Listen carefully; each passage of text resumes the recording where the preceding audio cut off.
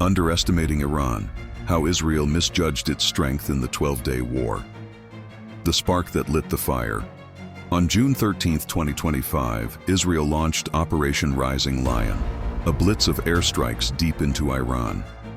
Over 200 aircraft, supported by electronic warfare planes and drones, targeted Iran's nuclear enrichment sites in Natanz, Fordo, and Isfahan, along with ballistic missile facilities, command bunkers, and intelligence nodes.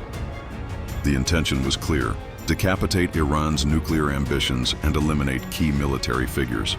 Iran appeared paralyzed, its air defenses shattered and communications crippled. Israeli planners assumed they had dismantled Iran's ability to retaliate. But deep inside, Iran's command structure had prepared. Highly placed leaders were not hiding. They were at the brink of taking arms. Mossad had long infiltrated Iran's systems, planting misinformation that lured Iranian missile chiefs into vulnerable positions. Israel believed it struck them all. The reality dawned days later. Many survived. Communications stayed intact, and Iran retained significant retaliatory capacity. By June 14-15, warning sirens resounded over Tel Aviv, Haifa, Jerusalem, and Beersheba. Iran loosed hundreds of ballistic missiles and explosive drones, some breaching Israel's multi-layered defenses. Urban neighborhoods were hit, power grids and hospitals shook. Though Israel intercepted most threats, the barrages battered its civilians, forcing the country to recognize Iran's latent depth of strike capability. Just as Israel reeled, the U.S. entered Operation Rising Lion. On June 22nd, American B-2 bombers and cruise missiles pounded Iran's nuclear sites, delivering bunker-busting payloads and altering the war's tone.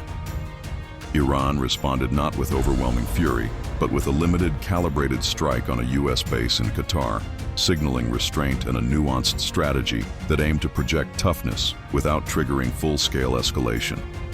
Despite losses, Iran's leadership refused to buckle. Deep bunkers protected nuclear scientists and ballistic weapon researchers.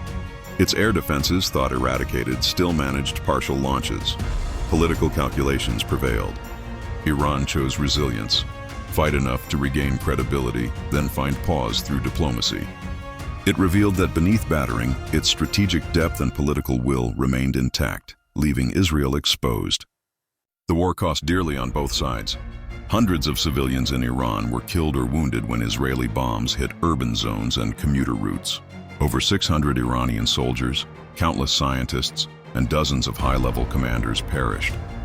In Israel, fewer casualties occurred, but civilian injuries, citywide displacement, and disruptions to daily life shook public confidence, challenging the myth of invulnerability. Beyond human losses, the war battered critical infrastructure. Iran's power grids faltered, oil and gas fields halted, and essential communication networks were damaged. The economic impact was staggering: lost revenue, soaring reconstruction costs, and long-term damage to public trust. Israel, too, saw energy prices spike, defense spending rise sharply, and civilian recovery strain state resources. By June 24th, U.S.-brokered negotiations led to a fragile ceasefire. Both nations claimed success. Israel highlighted crippling hits on Iran's nuclear sites and leadership.